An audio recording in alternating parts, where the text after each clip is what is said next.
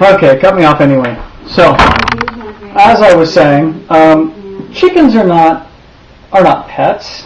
I mean, you ever sleep next to a chicken? No. Chickens are food stuff. So, to your point, Nikki, is why would somebody... Preston, stop! Why would somebody buy raised chickens in order to get something that you can go down to the store and buy? Now, I'm surprised because you are more intelligent than that. And I think there's a huge difference between the eggs that you can buy at the grocery store and the eggs that you get from your local chicken guy. So, for example, these are eggs that both of which came from the same butt of a chicken. Okay, different colors. Actually, it's not the butt; it's the egg hole. Thank you. The store-bought egg. The ovipositor. The ovipositor, my wife tells me. So, what's the difference between these eggs, you might ask? Well, let me tell you, Nikki. First of all, these haven't been refrigerated, nor are they going to be refrigerated before we consume them, because they don't have to be. This shell, bleached, washed, has to be refrigerated. I mean, don't you even think there's a problem with that? Because the ovipositor puts kind of like a little antibiotic on these things when they come out. So unless you wash them, you don't have any issues. You don't have to refrigerate them. And this is the white one, extra large egg. The brown one, just a regular egg, right? And so, I mean, there is a difference. There's a huge difference between the quality of this egg and the quality of this egg.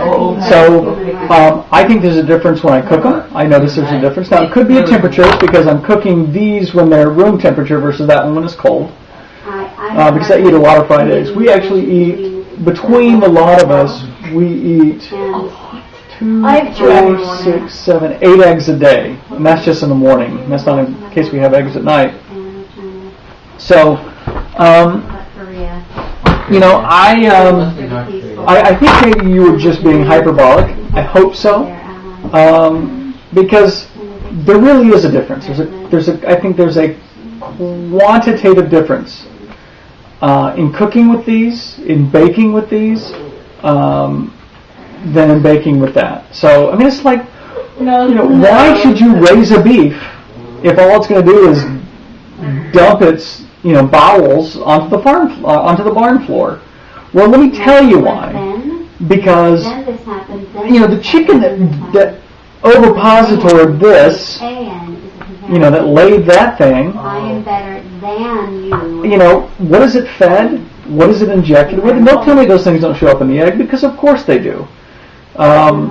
So it's just there's got to be, I think that you need to appreciate somebody who is trying to raise their own eggs, because what they're going to get is a fundamentally different product. As I was saying with beef, there's a difference between grass-fed beef and corn-fed beef. There's a difference between beef that is injected with hormones and injected with antibiotics, living in its own filth, than there is with a beef that is not. There's a symbiosis between, especially on a farm, between, say, cows and chickens, that we don't get when we're trying to do everything now. We want everything now. We want everything quick. We want to eat a papaya in February. We shouldn't be eating papayas anyway. God dang, we live in, what, the 45th parallel? North of the 45th parallel? Maybe you don't, Nikki or Dan, but I do. So I just, there's certain things, of course. Now, you can make the argument, well, should we even be drinking coffee then? Because where the hell are we going to get coffee if not from between the tropics of Cancer and Capricorn, right? So, it's a good argument. So, Dan, if you want to ask, pull some strings and maybe get me a job at Tribe, or Nikki, Mike needs a domestic servant. I could be a found gentleman's out that valet. They have a muscle. So I've been watching Downton Abbey. I know how. I've also been reading lots of Jeeves and Wooster. So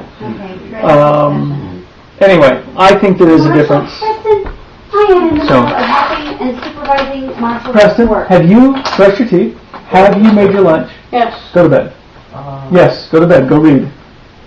Well, I'm waiting for the upside gallery. The original? I'll bring it down to you. Construction skills? Well, thank you. I appreciate that compliment, even if it were backhanded, a backhanded compliment. Anyway, it's funny because in the part of the background story was this. I think Dan told you a little bit about it, or maybe he just touched on it quickly. Is this old house that we bought in Pullman that literally, Dan and Sarah lived in it with us, and we had. You talk about Brad and Linda's house being small. The part of the house that we lived in was 30 by 30 plus another, so that was 900 square feet plus about another 200 square feet. And that's all we had for Dan, Sarah, Bryn, Carew, Beth, Carew, and Duncan. I mean, it was just, no wonder, you know what I mean? So, anyway, and it was also under construction, by the way. I mean, literally, could you imagine, Nikki, this house did not have a foundation. So I got out with a pick and a shovel, and I dug a moat around the entire thing, and I also dug out underneath a part of it that didn't have a crawl space already. And I got all of that dug out, and then what I did is I had to jack the house up. Now, fortunately, the sill plate on the main part of the house was like 10 by 10 or 12 by 12 Doug fir beams.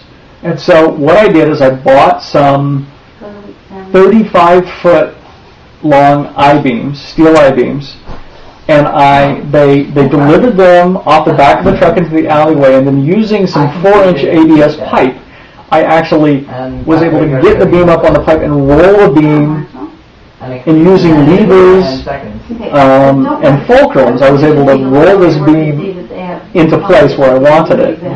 And then what I did is I had one bottle jack, which I borrowed from Brad, and I had 2 I-beams, so it was a 30-foot by 30-foot house, and I had 2 I-beams on roughly 10-foot centers, so that there were still 5 feet on either side, and that would be 10, 20, 30, 10 feet on either side of the I-beams where the house was hanging. And what I did is I went around at each of the 4 jacking points, and I jacked the house up a little bit here, and I stuck some stuff underneath it a little bit here, and I built piers out of alternating cinder blocks and 1/4-inch plywood to act as cartilage between bone.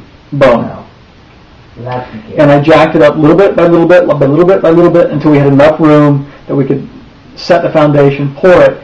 And now the funny thing is when I let the house back down, and of course when I was jacking it up, everybody was inside, right? And things were popping off the wall, and windows weren't opening anymore, and it was pretty interesting. And in fact, when Duncan was born, the entire house had a moat around it still, and our now unfortunately deceased midwife, her name was Katie Ann. She was a pretty hefty gal. She was probably, 300, 350, big gal. Walking across this little gangplank, which I had laid over the moat to get in through the front door, I was concerned she was going to fall, and I wasn't going to be able to get her out. But she made it over, and we had hardly any heat in the house. That was another story. But so anyway, so I did all that work, and then when I went to lower it, imagine I'm underneath this house, and I'm underneath this I-beam, and I'm trying to lower it. But the problem is where I was trying to jack, the ground was soft enough that it was just pushing the jack platform down into the dirt. So I was about an inch shy of being able to rest this I-beam onto, to be received onto the foundation, and for the house to settle down. Well, I didn't have any other way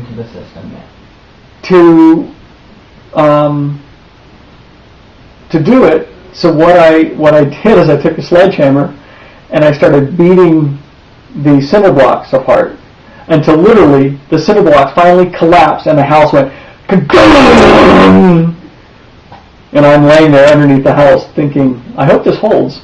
And it did. So I'm still here today. So that was my feat of engineering. But yeah, I did all that work myself. The plumbing, the wiring, the construction. You talk about some great stories. Dan was talking about telling 3-minute vignettes. I will tell you the vignette of Tom and the house debris. So that one will be coming. That's the situation people can relate to. So let's see. I talked a little bit. I think I've already talked about the fasting. I think there's a huge benefit in it. Ayamha, AYYAM -I-HA, and it means the days of Ha. And Ha is, I don't know what Ha means, but they're also commonly called in English intercalary days, meaning intercalendar days, meaning those days that fall between the 18th and the 19th month. Did I already talk about that? That there's 19 days and I think I did, 19 days and 19 months, anyway, that's up 4 extra days.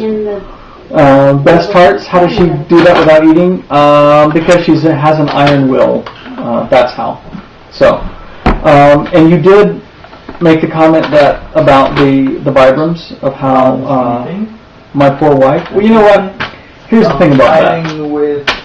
Is she acknowledged a long time ago that I am not her and she is not me, and that I am allowed to do whatever I want because she's not responsible for me. And if people don't like it, they do. Tough. They can suck it up and deal with it, baby. So anyway, that's a good thing. I like that about They're her. in a very small space. Yeah. So I think they're an attic.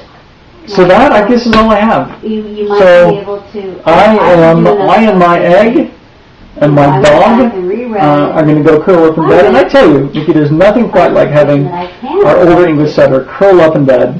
Actually, she doesn't curl up. She stretches out like this, and she lays right between us. And she doesn't have hair. She doesn't have fur. She has hair. It's very soft. And it's a nice thing. So. Get thee a dog. Get thee a dog. And until then, I am still dead. I think that's it.